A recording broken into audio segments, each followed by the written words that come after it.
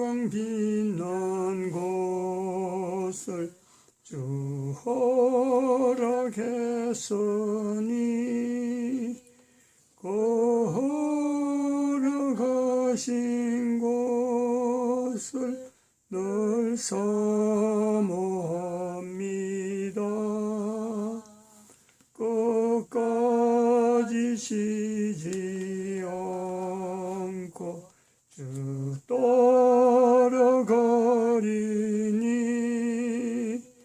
주 넓은 사랑 안에 늘 인도하소서.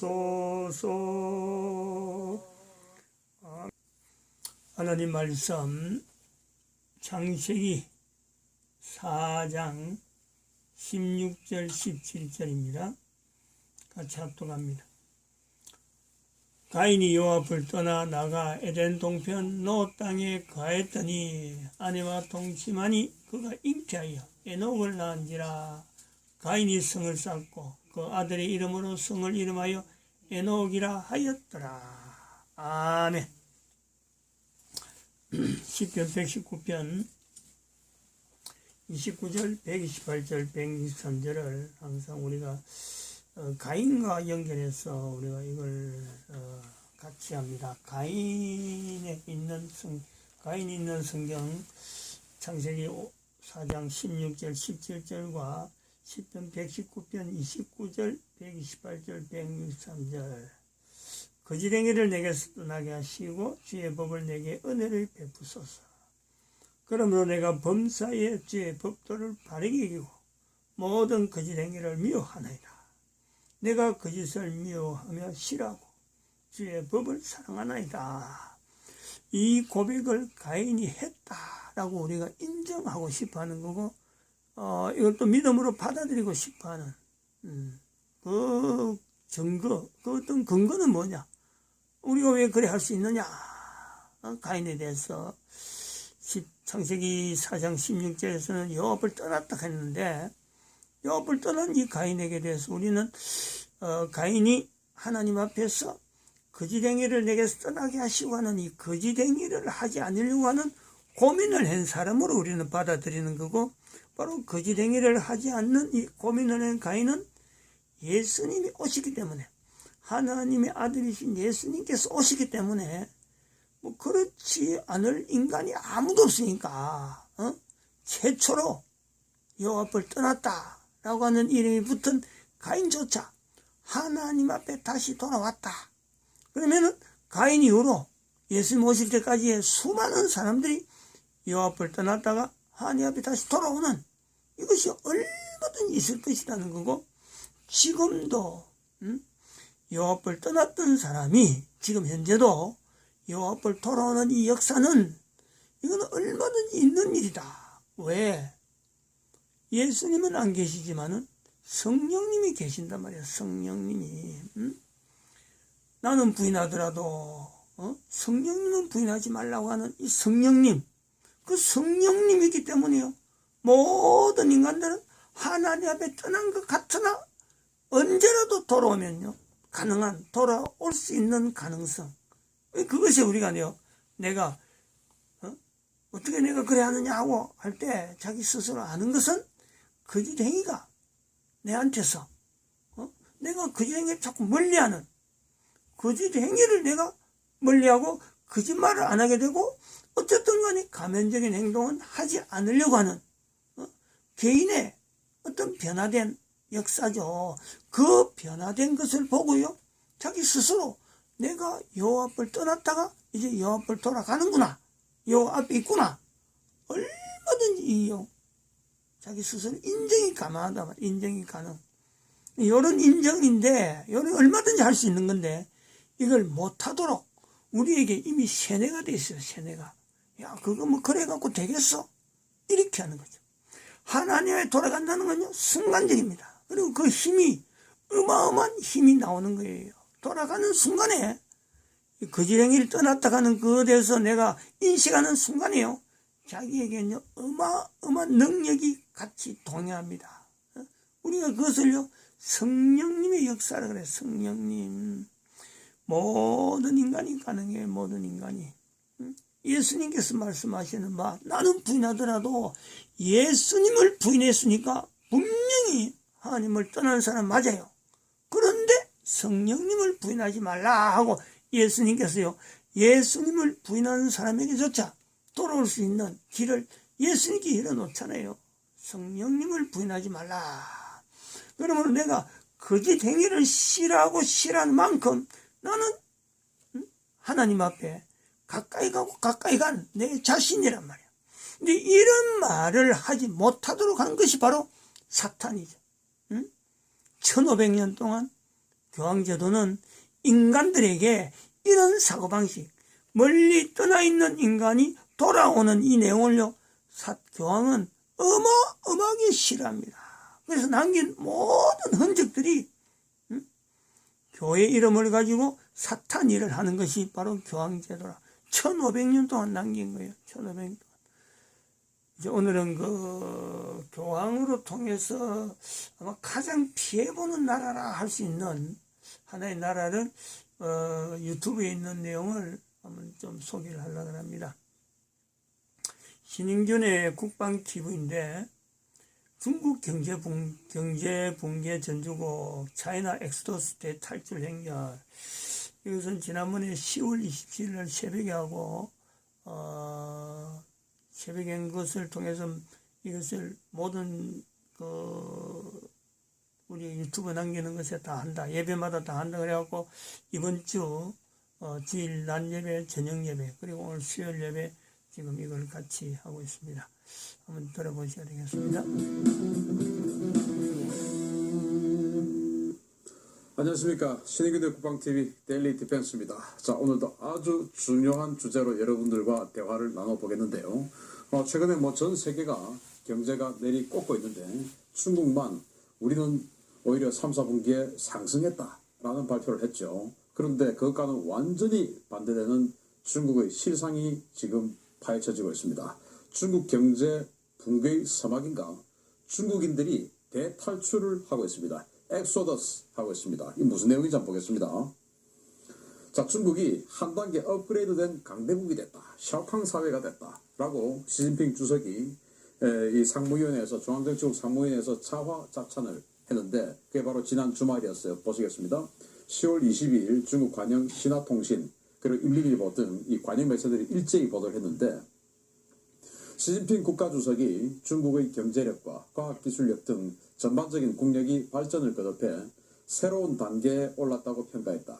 시 주석은 공산당 중앙정치국 상무위원회에서 13차 5개년, 즉 2016년에서 2020년 경제계획 시기 발전을 거쳐 중국은 한 단계 업그레이드됐다 하면서 경제 운영의 총체적 안정, 경제구조의 지속적 최적화, 농업 현대화의 추진, 빈곤 해결을 주요 성과로 과시했다. 시 주석은 또 14차 5개년 계획, 즉 2021년에서 2025년까지의 계획과 관련해서는 앞으로는 국내 순환, 즉 내수를 경제 주체로 해야 한다고 주문하면서 국내 순환과 국제 순환이 상호 발전을 할 수 있는 새로운 계획을 세우라고 지시했다라는 거예요.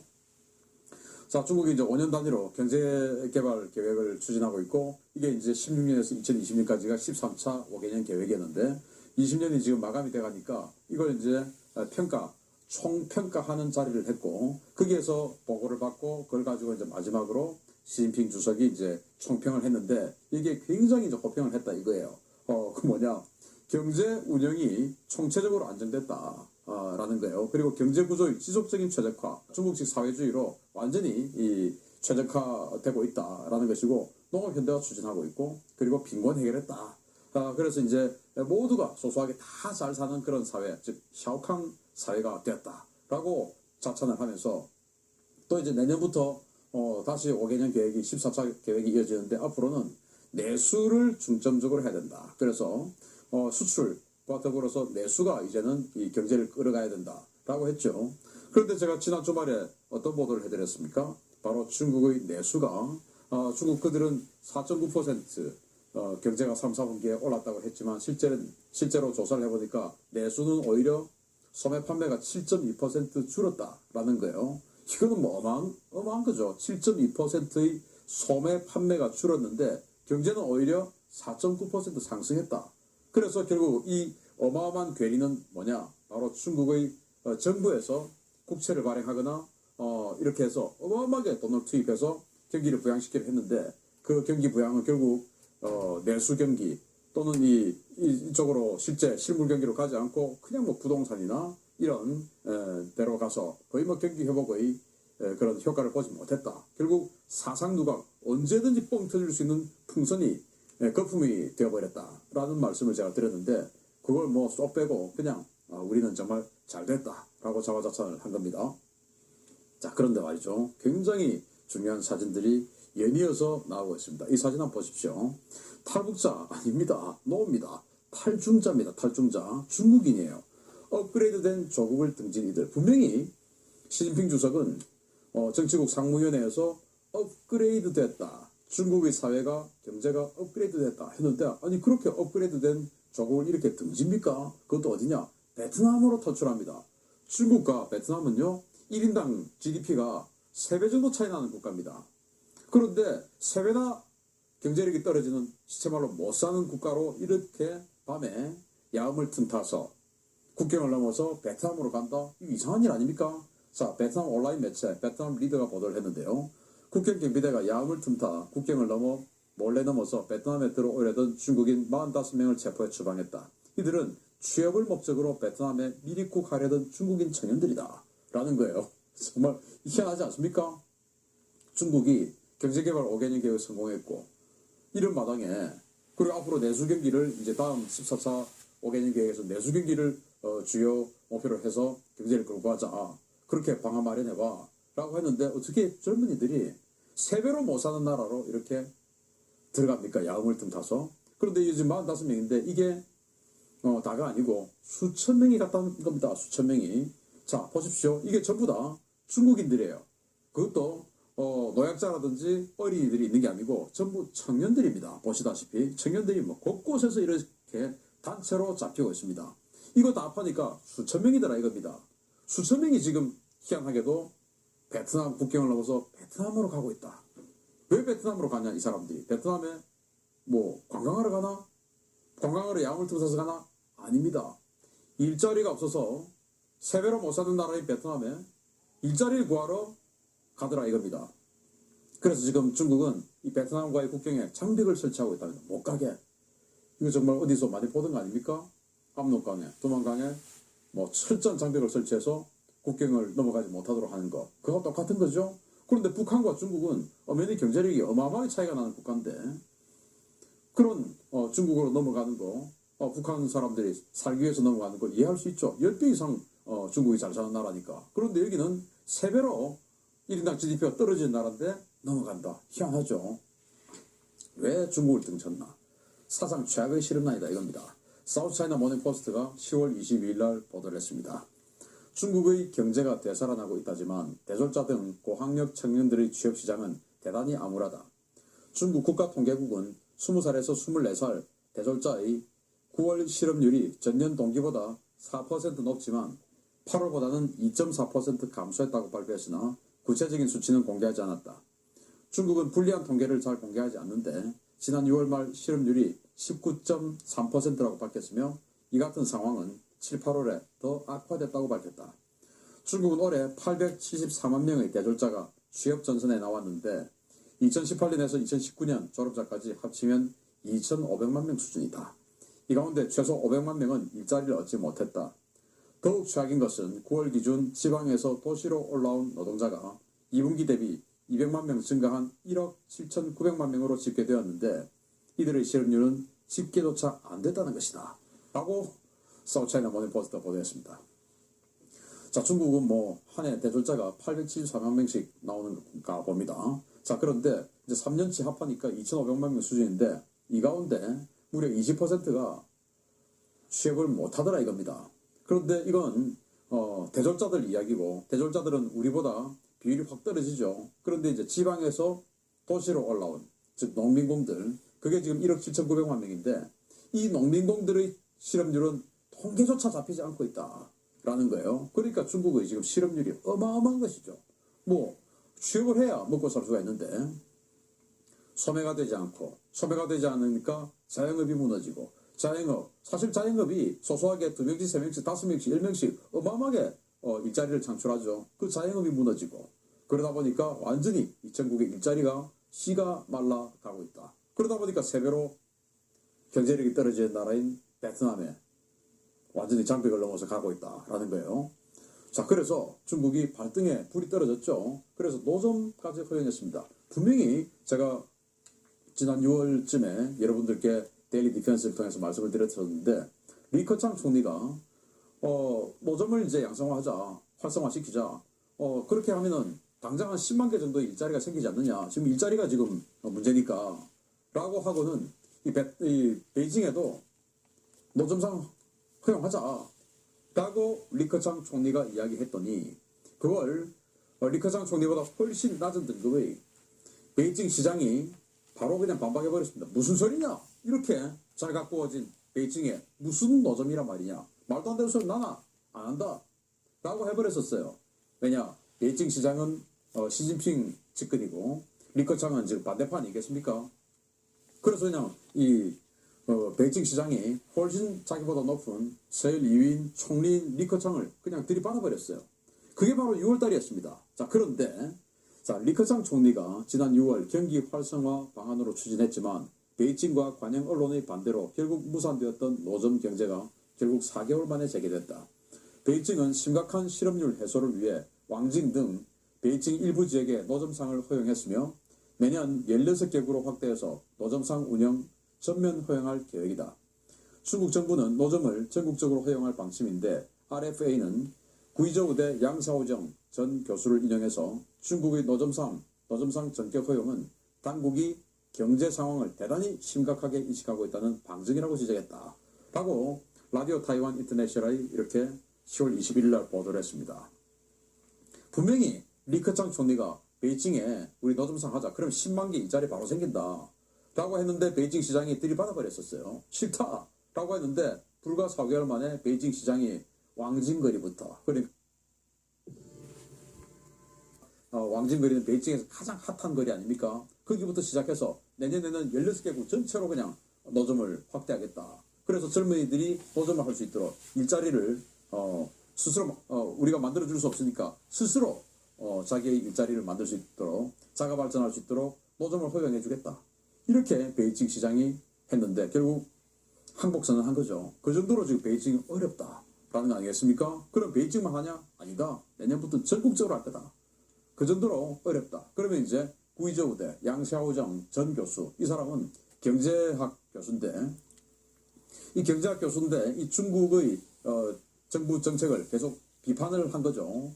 비판도 하면서 왜 사실대로 이야기한 거죠. 왜 중국은 워낙 국가 차원에서 거짓말을 하니까 사실대로 하다 보니까 대학에서 잘렸답니다. 그래서 지금 전 교수가 되어버린 거예요. 이 사람이 이제 미 국무부에서 운영하는 RFA, 미 하원에서 운영하는 RFA에 이렇게 인터뷰를 한 겁니다. 결국 중국 당국이 이 경제 상황을 엄청나게 심각하게 인식하고 있다는 거다. 그런데 지금 정치국 상무위원회에서는 지금 와게된 게 너무 잘 됐다 라고 이야기했다라는 겁니다. 그러니까 완전히 이 실제와 이 발표는, 시진핑 주석의 발표는 너무나 완전히 상반된 것이다. 그리고 현실은 베트남으로 엑소더스를 하고 있다라는 거예요. 자, 중국의 실업률은 앞으로 더 심각해집니다. 글로벌 기업이 탈중 러쉬를 하고 있죠. 아주 유명한 기업들만 간추려서 보면요, 우리 삼성전자가 후이저우 공장 등 중국 내 3개 생산 공장을 폐쇄했습니다. 베트남 등으로 이전하죠.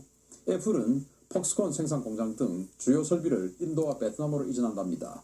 네슬레 식품회사죠. 여기는 중국 내 생수 그리고 식품 공장을 매각합니다. 인텔은 중국 내 메모리 생산 설비를 매각했죠. 바로 이제 우리 SK 하이닉스가 샀죠. 구글은 중국 내 클라우드 서비스를 중단하고 주요 사업을 매각하고 있습니다. 또 HP, 델 이렇게 컴퓨터를 만드는 회사들은 중국 내 생산 시설 대폭 축소하고요. 생산 라인을 베트남으로 단계적인 이전을 합니다. 또 게임기 회사죠. 일본 닌텐도, 여기는 주요 제품 생산 라인을 축소하고 역시 베트남으로 이전합니다. 작년 연말입니다. 2019년 12월 28일 미국의 상공회의소가 설문조사를 했는데 미국 내 239개 회원사들 가운데 22.7%가 대중 투자 취소를 결심했고 19.7%가 중국에서 제조공장 전면 철수를 검토 중이며 33.2%는 투자 연기 또는 취소를 검토 중이다 라는 거예요. 취소를 결정하거나 또는 투자 연기 또는 취소를 검토 중이거나 이런 비율이 이런 식으로 거의 뭐 3분의 1이 이제는 중국하고 손절하겠다, 손 끊겠다 이렇게 지금 나오는 겁니다. 그러니 이게 뭐 미국 하나뿐이겠습니까? 아니죠. 전 세계적으로 지금 이렇게 중국의 생산 라인들이 또 생산 설비들이 밖으로 빠져나가고 하다 보니까 이제 어떻게 되냐? 그럼 왜 이렇게 자꾸 엑소더스 하냐? 일단 뭐 미국과의 무역 경쟁 그리고 이제 국제 제재가 심화되죠. 그래서 지난번에 알루미늄 같은 경우도 EU에서 중국산 알루미늄에 48%의 관세를 때렸지 않습니까? 그러다 보니까 중국이 그 우회 수출하기 위해서 그 생산 설비를 한국의 광양 알루미늄으로 옮겼고 여기에서 이제 이 생산지 세탁을 해가지고 따로 우회 수출을 하는 등 이렇게 지금 이제 자구책을 마련하죠. 어쨌든 일자리가 빠져나가는 겁니다. 무역 분쟁 대단히 지금 중국에게는 힘겨운 그런 상황이죠. 이 무역 분쟁으로 인해서 세계 최대의 수입국 중에 하나인 미국이 중국산을 수입을 잘 안 하는 것이죠. 관세를 워낙 때려버리니까 이 미국에서 중국제 이제 비싸진 겁니다. 그리고 과도한 감시와 규제죠. 중국 공산당에서 이 기업에 공산당 간부를 반드시 기업 임원에 넣어야 돼요. 그렇게 해서 통제를 하는 겁니다. 그리고 9월달에 발표를 또 했습니다. 중국에서 당국이 공산당의 이 기업에 대한 공산당의 통제를 더 강화하겠다. 라고 또 발표를 했습니다. 안 그래도 지금 공산당의 감시와 통제가 규제가 너무나 막심한데 여기다가 더 강화하겠다. 라고 또 발표를 했습니다. 그리고 자본과 기술의 절취가 심각하죠. 영국의 이 반도체 설계 회사입니다. ARM. 이 ARM이 중국 지사 그냥 바로 이사회 자기들이 그냥 조작해가지고 ARM의 중국 지사 먹어버렸지 않습니까? 반도체 설계 회사인데 이거 그냥 영국은 완전히 그냥 눈 뜨고 회사 뺏겨버린 거예요. 그리고 거기에 있는 기술들 전부 다 그냥 먹어버린 겁니다. 이렇게 되니까 누가 신뢰를 가지고 중국 정부에 대한 신뢰를 가지고 중국에서 사업을 계속 영위하겠습니까? 예를 들어서 우리 SK 하이닉스가 중국에서 그 인텔의 반도체 생산 설비를 사서 우리가 한다 하더라도 그게 그냥 SK 하이닉스 기술 다 그냥 먹어버리면 이런 식으로 ARM처럼 영국의 ARM처럼 어떻게 하겠습니까? 최태원 회장이 뭐 시진핑 주석하고 싸울 수 있겠습니까? 안 되겠죠. 그러니까 겁나서 야 이거 되겠나? 아유 그럼 어떡하지? 망설여지면 안 되는 겁니다. 그런데 결국은 또 경제성 아니겠습니까? 치솟는 인건비다 이겁니다.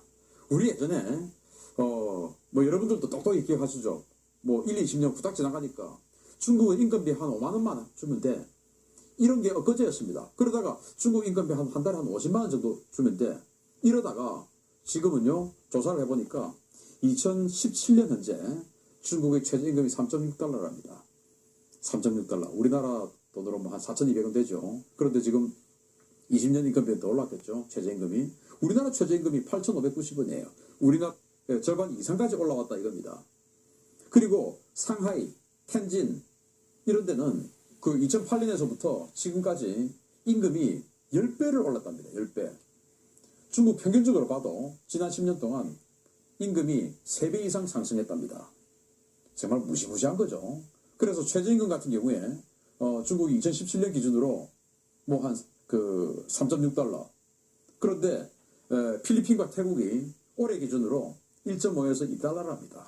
필리핀과 태국이. 그리고 지금 뭐 엑소더스 하고 있는 이 베트남 올해 기준으로 1.28달러랍니다. 중국보다 3분의 1이죠. 그러니까 뭐 1인당 GDP가 3분의 1이니까 이 최저임금도 3분의 1인 것이죠. 그런데 중국과 우리 대한민국의 1인당 GDP가 이렇게 2분의 1은 아니죠. 그런데 중국의 인건비는 우리의 2분의 1까지 이상까지 지금 쫓아 올라왔죠. 그럼 뭡니까? 중국의 인건비가 상대적으로 너무 비싸다는 겁니다. 그러니까 가치가 없죠. 기업은 뭐 오로지 가치죠.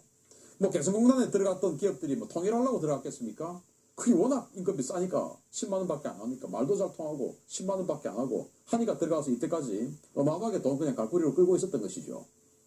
마치 지금 통일 전사했던 것처럼 통일의 여군이 어떤 것처럼 지금 코스프레 하고 있지만 사실은 그 사람들은 아주 큰 리스크를 안고 그래도 들어가서 인건비가 워낙 싸니까 그냥 그래도 나 들어갈래 하고 들어갔던 거 아닙니까?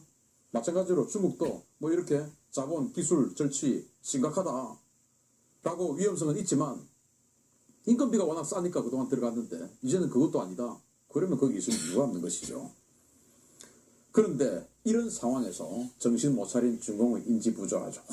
뭐 우리는 뭐 샤오캉 사회 이룩했다 라고 시진핑 주석이 이야기하고 있고, 자 10월 23일 지난 주말입니다. 자오리젠 중국 외교부 대변인이 브리핑을 합니다. 이 사람 애플 불매운동 한다고 하면서 자기는 애플 아이폰 쓰고 있는 사람이죠. 객관성 있는 국제조사 결과 중국 공산당에 대한 인민의 만족도는 90%가 넘는다.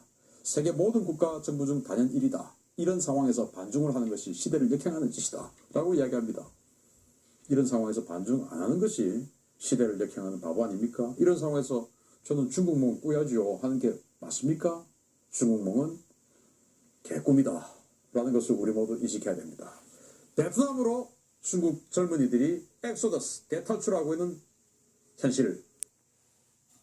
중국에 대한 중국 장래에 대한 예측은 금년 3월 달부터 해왔습니다. 중국은 망한다. 그래 왔습니다. 그 이유가 우리가 여기서 이야기를 하면 됩니다. 대한민국 망했다. 인류 종말 시대 국가에서 정체성 인만을 요 세 개에 중국에 망하는 이유가 들어 있습니다. 대한민국을 망했다라고 하는 이 말이 나올 때 중국의 코로나, 중공 코로나, 우한 폐렴이 우리나라에 아주 급습할 때죠. 대구의 신천지에 있는 그 집단에 대한민국 정부가 코로나를 수입을 했습니다. 그걸 보고 대한민국 망했다 하는 이 표현이 개인적으로 이게 개인적으로 받아들인 그 사건입니다. 그래서 이 중국은 동북아 공존환이 나타나기 때문에 중국은 망할 수밖에 없는 나라다. 그래 보고 그 다음에 또 중국이 망할 수밖에 없는 나라는 이 2012 인류 종말 시대, 인류 종말 시대를 이야기한 교황, 이 교황하고 중국이요 끊지를 못하는 거죠. 지금 그 중국이 저런 사태에 들어간 망할 수밖에 없는 사태가 된 것은 결국에는 이 교황을 구분하지 못해. 교황이 이게 어떤 세력인지, 이게 사탄 세력인데 이걸 그 하나의 어떤 세계적으로 무슨 큰 힘이 있는 세력인 줄 알고 여기 붙어가지고 지금 이 결국에는 중국이 망할 수밖에 없는 하나의 뭐 망하지 않을 수 없는 그런 나라가 되어버렸습니다. 뭐 나라라 할 것도 없죠. 그 다음에 세 번째는 이 중국이 가지고 있는 참 어쩔 수 없는 하나의 요소인데 이 나라는 하나님에 대한 인식이 없기 때문에 그 나라를 이끌어 오신 임마누엘의 역사가요 중국에 있습니다. 근데 이걸 찾을 줄을 모르죠. 하나님을 인지하지 못하니까. 그래서 그들이 가지고 있는 가장 나름대로 자부심을 가지고 자랑하는 것이 문자인데 그게 상형 문자, 중국의 한자거든요. 이 상형 문자는 전체적으로 거짓말 투성입니다. 거짓말. 자기들끼리 만들어가지고 그만 그 통용행위 되나니까 기준이 없단 말이에요. 임마누엘이라는 이 요소를 찾지 않고 자기들의 그 한자에 그만 연연하다 보니까 거짓말 투성이. 아까 지금 신인균 씨 나오는 말에도 거짓말하는 사람, 거짓말하는 공산주의 그쪽으로 막 가지고 있으니까 이 문자를 쓰는 한, 상형 문자를 쓰는 한 인류사에서는요 퇴출될 수밖에 없는 구조에서 중국이 있다. 이렇게 보면 그것에서 특징이 뭐냐? 거짓말이다. 오늘 여기 본문에 우리가 시편 119편 29절, 128절, 163절 나오는 거짓행위를 내게서 떠나게 하시고 하는 이 부분에 중국이요 교황을 거짓말하는 존재인지 모르고 교황하고 사탄인데 결국 거짓말이 연결되어지는. 그러니까 대한민국의 정부가 그 거짓말 덩어리고 악한 그래서 발생된 코로나를 2020년 2월 20일에 신천지에다가 뿌렸단 말이에요. 대구에, 대한민국에 이런 과정으로서 중국은 망할 수밖에 없다.